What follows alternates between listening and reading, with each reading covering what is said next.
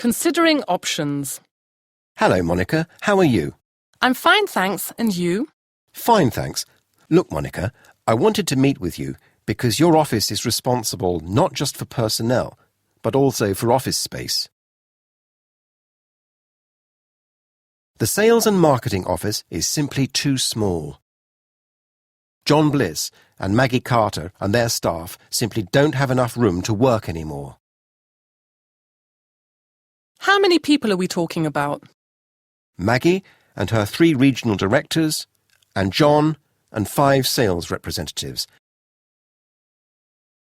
That's 10 people, 10 telephones, 4 printers, 3 fax machines.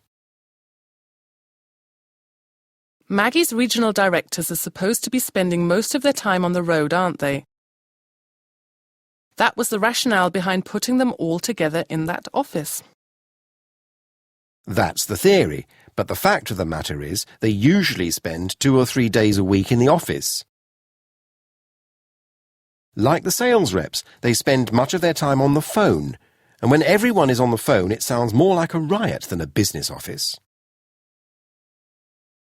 But I can't imagine that it happens that often. All 10 on the telephone at the same time? It happens nearly every day. Well, I don't know what I can do for you. There are other offices in the building that we can rent.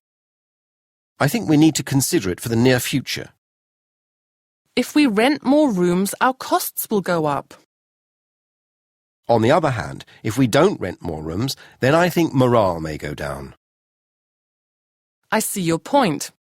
If I were to simply rent another room, however, Donaldson would have my head. And at the moment, I know he's watching the costs like a hawk. I have to justify everything I do.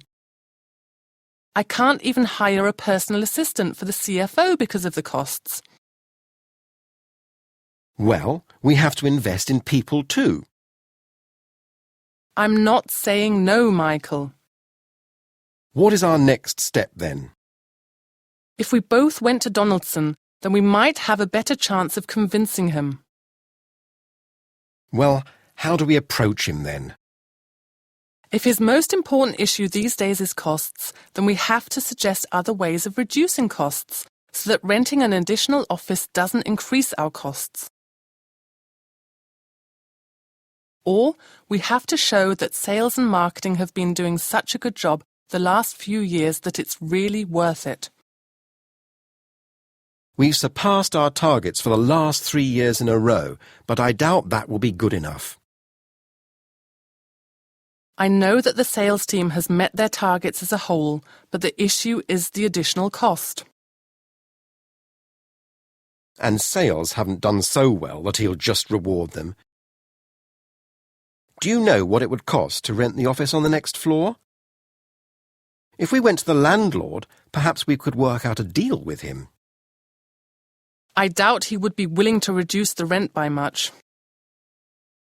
If he even reduced the rent a little, that would be a plus. Yes, it could be. I'm not sure it would convince Donaldson, but it might. Then, if we went into a meeting with the CEO with a rent figure lower than he expected, perhaps he would be more inclined to say yes. Surprise him, you mean? Exactly.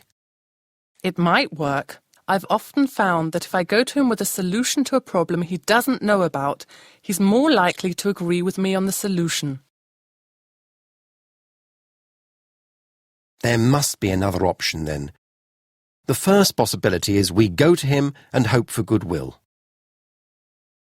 Good luck. The next option is that we go to him and tell him we could rent another office at a lower rate than we have now for the other offices.